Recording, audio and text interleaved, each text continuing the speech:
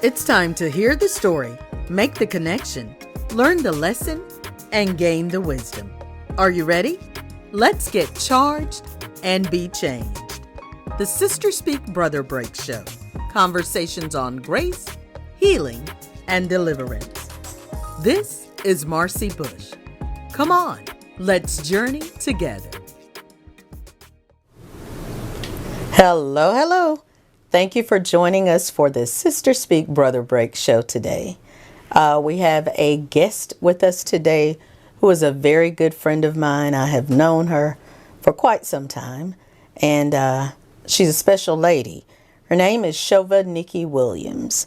She's a wife, a mother, a playwright, an author. But tonight, we are not talking to Shova the writer. We are going to speak with Nikki, the woman of God, the survivor. And God has done some really miraculous things in her life. And she's going to share her story with us so that we can see that God is still God and he still works miracles. So welcome, Nikki. Thank you, Marcy. We're glad to have you. Nikki, how long have we known each other? Ooh, I would say about 17 years. Oh, 16, has it been? 17 years. Wow. So around, oh yeah. Mm-hmm. I think Wow. So it was around 2004 probably. 2004, 2005. Yeah, about 2004. I did not know it had been that long. So yeah, we really are longtime friends now. Well, Nikki, we know that there were some things that I know, but I want you to share about some of the things that you endured. I know that God has healed you from some illnesses. He's still in the process of working some things through. But what is it that they say you have? What were you diagnosed with? Crohn's disease. I was diagnosed when I was 14, Okay. ninth grade. Was getting sick a lot. Didn't understand what was going on. And my dad, he was the type of dad, if you had a little cough, he was taking you to the emergency room. So after a few days of just laying around, he took me to the emergency room. They ran tests, and they said that I have Crohn's disease. So that's... Were you familiar with Crohn's at that time? Not at all. Never heard of it. So when the doctor came and told me and my parents what it was, we had to do some research. His nurses had to come in, tell me about it, and stuff like that. But the most easiest way that I could describe what it is, because of course once you have it and everybody's saying, what's wrong, what is it? But the easiest way for me to explain it, it's a cold that comes every now and then that'll never go away. But medication keeps the flares down, but it has to do with my intestines. Okay. And it causes flare-ups and polyps, and that could be a very, very rough time. Okay, because I was going to say, like, what are the flare-ups like? What happens? Really bad diarrhea, and then loss of appetite. So you're having diarrhea, but once you lose your appetite, you really don't have anything to come out. So it's just a constant pain of trying. Your body doesn't know that you don't have any food because you don't have an appetite. Okay. So that's the pain, and you get really, really weak, really fatigued, sores in your mouth, other body parts, and constant pain in your stomach. You get constipation, but you're not eating, so it's even harder for you to have a bowel movement. You know, so do you know what causes the flares? Do you know? Well, sometimes it's stress. Sometimes it's different food that you eat. Everybody's case is different. Mine is dairy products. Really? Like if I drink a lot of milk, eat a lot of cheese, things like that, it'll cause me to have a real bad flare up. And when I used to stress a lot, that used to weigh on my body as well. And so typically for you, a normal flare, which is not normal, but a flare for you normally lasts how long? It could last maybe 3 days up to at least 2 weeks sometimes, because sometimes it just depending on how bad it is, because you can have bleeding from your rectal, internal bleeding. So it just depends on what type of flare up you're having at that time. And you said you were 14 when this started. 14. How did you feel? Like, so do you feel like you felt any different once they gave you the diagnosis than you did when you went in? I mean, because I guess you were still sick, you still weren't well, but did something change for you when they gave it a name? Yes, because once they put a label on it, I felt like they was putting a label on me. So I felt like I was walking around at the age of 14 with a label. Okay. And I felt like it wasn't AIDS or cancer, but that's what I felt like. Okay. I felt like Crohn's disease. You got Crohn's disease. Nobody not going to be around you. Nobody not going to be with you. You know, I started thinking about what I'm going to do when I get older. I'm not going to be able to have no husband. No man ain't going to want to be with you. So at the age of 14, this is what I was going through. Not only that, but I was at a brand new high school, you know, so I was going through that. And yeah, it was a lot. And then when you have to use the bathroom, you have to go. So we had to write notes to teachers saying if she had to go to the bathroom, let her go. And this particular day we had a substitute and she would not let me go. And I started having like a anxiety, and then I started having a panic attack. So I just walked out the classroom, and I'm walking down the hall by myself, scared. And in the midst of me walking, I felt myself having a bowel movement on myself. Okay.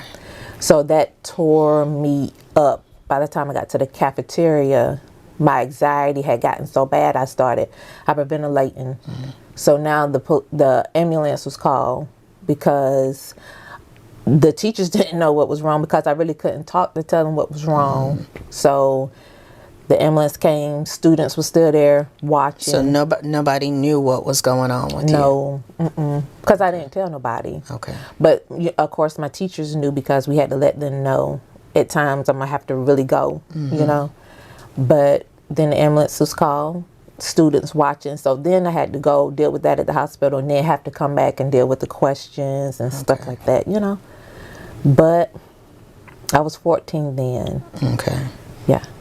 What were some of the, well, let me ask you this. So did you have to have surgery or anything once they gave the diagnosis? What was the next step? What did they do? Well, okay, I was in the 9th grade, and all the way up until the 12th grade, I would have small flare-ups every now and then. So when I was in the 12th grade, I had a really, really bad flare-up, which caused me to have bacteria to go into my intestines, which caused a hole. And so the hole in my intestines with the bacteria was going into my body. So it was killing me. And I'm not knowing what's going on. So we went to the hospital, and they was giving me medicine. They didn't know what was wrong with me at this particular hospital. They said that they were going to try new medicine, and the next day, if it didn't work, they was going to stick a tube down my throat. And at this time I was 19. I ain't know nothing about the Holy Spirit. Okay. You know, I really didn't have no relationship with God. But my dad came in and said, "Nikki, do you want to go to Augusta Hospital with your doctor?" And I said, "Yeah, I want to leave." So I guess me and my dad was hearing the Holy Spirit at the same time, and we left there during the afternoon, and they did emergency surgery with me on that night. And they said if I hadn't got there when I did, I would have died in the night. So once we got to Augusta, they did a surgery, and now I have a colostomy bag. Okay. And now what is it? It's a bag. Well, they cut your intestines, and they seal the part that's inside, and then they have another part to come out where your bowels come out. Okay. So you wear a bag for your bowels to come out. Okay. So it doesn't my bowels doesn't come through my rectum; they come Okay. in the bag. Okay. So they did that because at the time the bacteria had messed up my intestine so bad they couldn't keep it together. Okay. So they did that, and I was 19, a senior in high school, and it was crazy. I went through a crazy depression at that time. I was just about to ask, where were you emotionally? Yeah, I went through a really bad period of depression. I didn't do no schoolwork at that time, so I had to go to summer school in order to graduate because I kind of like checked out, you know, dealing with it. But I mean, it took me years to get to the point where I'm okay with it. You know, I'm more than okay. Yeah. Yeah. Did you think then, the 19-year-old, did you think that you would have a normal life? No, absolutely not.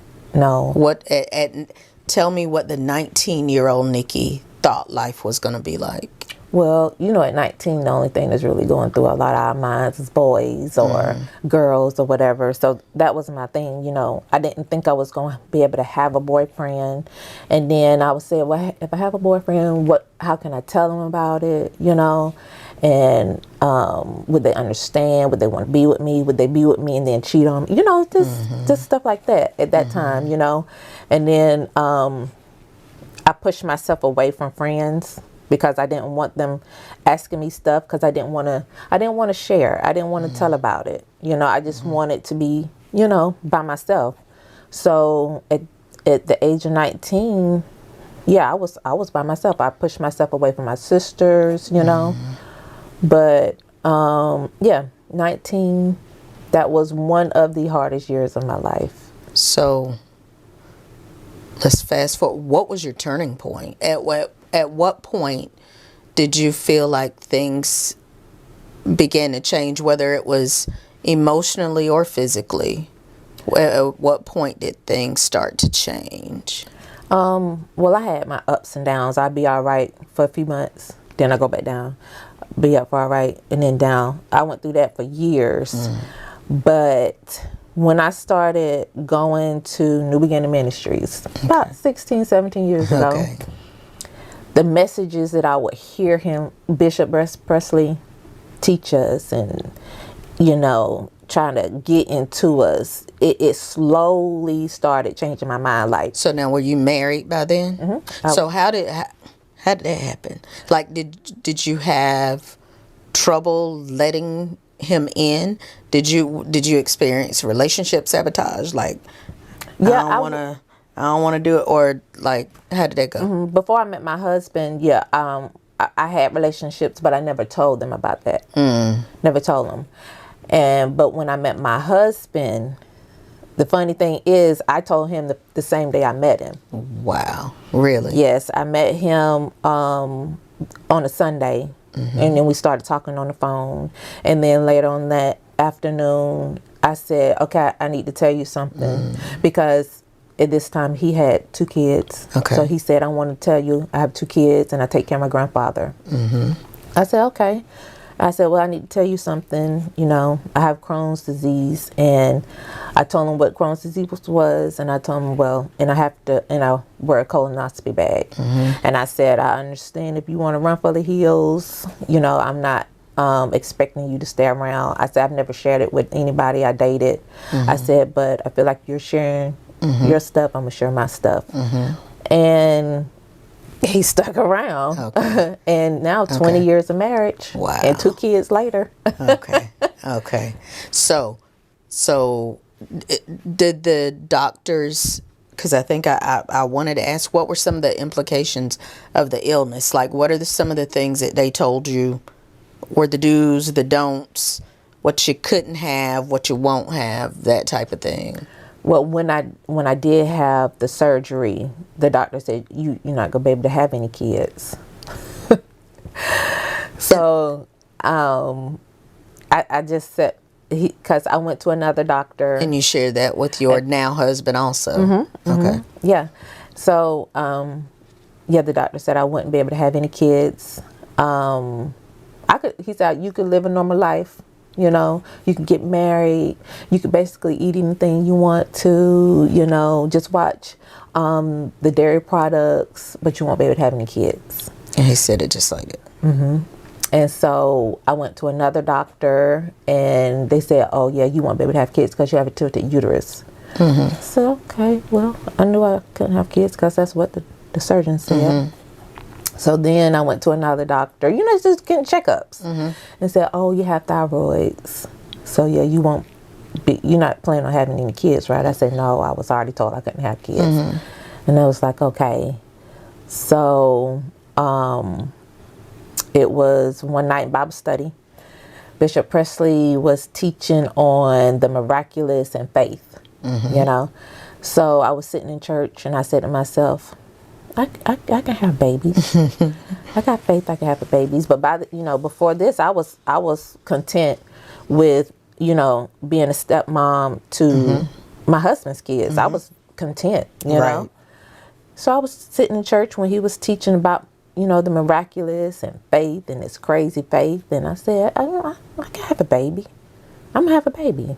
I said, Lord, let me be pregnant. Lord, let me get pregnant. Let me have a baby, Lord. I believe it. I believe it.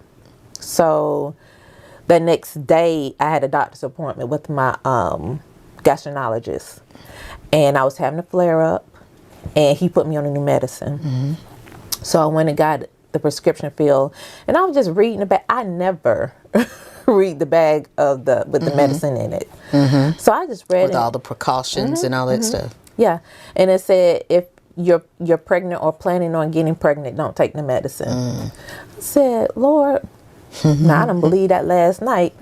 You know, let me go take a pregnancy test. So I went and I got a pregnancy test, and I was at home by myself. I took the pregnancy test and I set it on the counter, and I just started doing something. I actually forgot that I took it. Okay. And then I walked back in the bathroom from something, and I looked on the counter and I was like, okay, now I think how the pregnancy test go, 2 lines mean you're mm-hmm. pregnant. So I took it. It had 2 lines on it. Mm-hmm. I took it. I ran in my car. Didn't have no shoes on.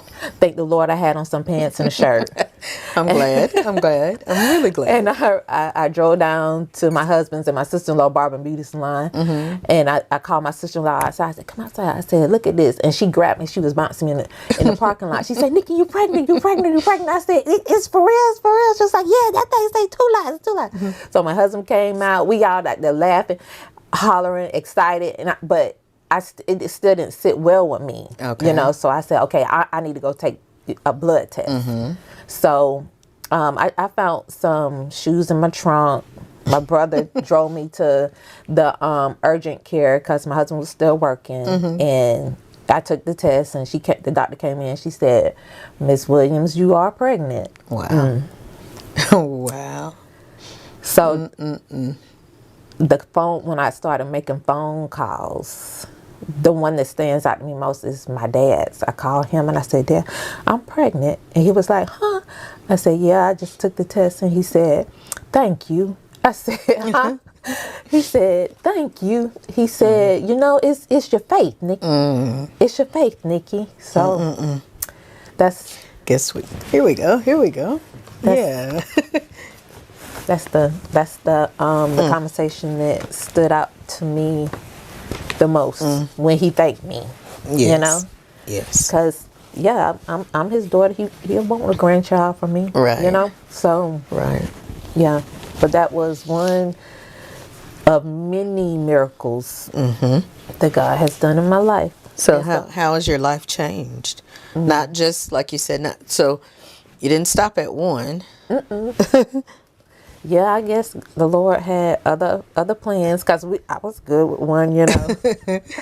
And then my first baby was 9 months old. Mm-hmm. Yeah, and we found out we were pregnant with her, and I was like, Lord, I was laying on the floor like, wait, what the like, you know. But I said, okay, God got a plan for this one too. Right. So, right. Mm-hmm. And so, even with that. Just briefly, there was an attack on your baby daughter's life at one time too, right? Mm-hmm. Can you briefly tell us about that? Yeah, we were at my parents because my whole family go to my parents every Sunday. We were out there, and it was the third Sunday, so we had second service at our church, and we got in separate cars. My nieces, it was not for the, I mean, my girls, it was not for them to ride with my brother or my sister and them to church.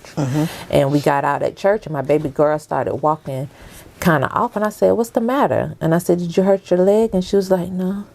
And her eyes was looking weak, and I was like, "Mari, what's the matter?" And she said, At this time she was 3, and I remember Leon, my husband, just picking her up because it looked like it was hurting her to walk. He picked her up and he took her to the altar, and he told Bishop what was going on, and Bishop just started praying for her, and he had her to walk, but she was still kind of walking funny, and her eyes were still looking so weak, and he prayed for her and everything, and he told us to take her to the hospital. We took her to the hospital, and the doctors was wondering, maybe she took some medication, or maybe she saw something on the floor, but we wasn't. Thought maybe she had eaten ingested something. Yeah. It was they thought that she, like you said, ingested something, and so they did a spinal tap. They checked her blood to see if they found any kind of medication or anything in her blood, but because she wasn't taking anything, and they didn't find nothing. We was in there about a week from test and stuff, and they found nothing. And then just all of a sudden she started getting her strength back, because every day we was in there, she was learning Spanish at her school, her numbers, ABC. So I kept going over all that stuff with her to make sure that it wasn't nothing going on with her mind, and I just kept going over all that stuff, and she kept reciting, her Spanish numbers, letters, and her regular numbers and letters. She knew who I was, who my husband was, my sister. We just kept doing that kind of stuff, and then after a week they didn't find anything, and we left the hospital. She was walking normal, she was talking normal, her the strength in her eyes came back, so at that time we knew it was an attack on her, right? But God blocked it. Yes. Yes. And I'm so grateful. I mean, I just started seeing the miracles. Yes. Yes. Yeah. And I just wonder what God is going to use her to do. Yeah. Because for the enemy to come after a young child like that, any of us, but especially when he starts to target that young, it just makes me wonder, okay, what is she about to be? Yeah. So how has your life changed? You said, you went through this thing when you started to hear the word, and the word started to change you. What are some of the noticeable things to you that have changed? Well, the most important thing is I have Crohn's. I have it. It doesn't have me. Yes. I walk around with a colostomy bag, and I don't care who knows it, because it's a part of me. It's a part of my testimony, and it's a sign of a miracle, one of the miracles that God has done in my life. So I want to be a testimony for someone to look at my story, look at my life, and say, okay, if she's going through that, I can go through this. Yes. You can go through anything. Yes. That's good. How do you stay focused during your storms, and not just if it's a flare, but when your life flares up? How do you stay focused in those times? I pull on peace. If you have a peace of mind, no matter what you go through in life, if you got that peace of mind and you pull on it, you'll be able to get through it. Whether if you got to cry a little bit, whether it knocks you a little bit, but as long as it don't knock you down, you're okay. But if you got that peace of mind, you'll be able to go through anything in life. Yes. Yes. And so tell me, Nikki, what do you expect from your future? What do you expect in your future? I expect, hopefully, prayerfully, to change people ways of looking at different situations. You know, don't look at your situation as the end, you know, or something that's going to just something tormentful for you. You know, look at it as a way of reaching somebody else and helping them pull them through what they're going through. So I'm hoping my life, the way that I'm living my life, somebody sees it and they'll you know, kind of latch on to what I'm doing. Yes. Kind of ask God for peace. Yes. Ask God for joy, and then they go through their situation the same way. That's good. So we have a little segment that we do near the end, and it's called At the Core. Okay. And these are questions that may take 1 or 2 words up to a couple sentences. So it's kind of short and quick. Okay. So what motivates you to do what you do?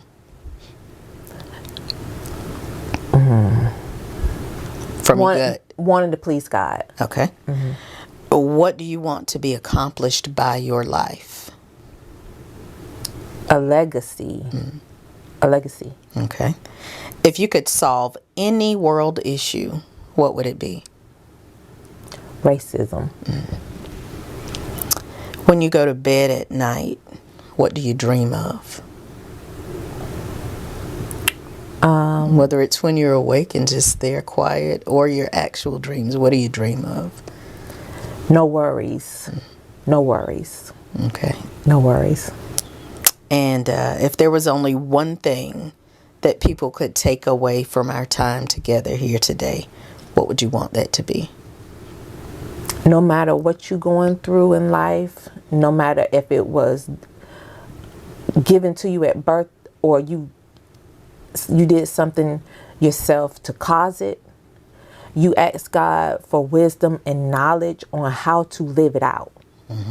Don't lay there in sorrow and grief and sadness. Get up, get some peace, get some joy, and live your life. That's good. That's good. Well, thank you for being here with us today. Her name is Shova Nikki Williams. Look her up. See what she's doing. Follow her. This is a great woman.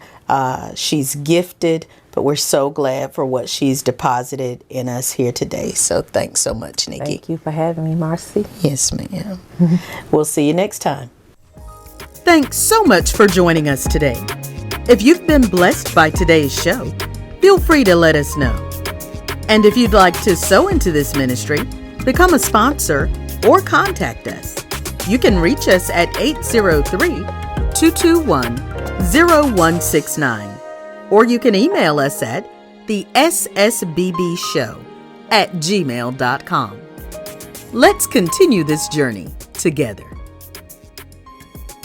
It was actually Mother's Day weekend. I was at my mom's house slipping into a coma.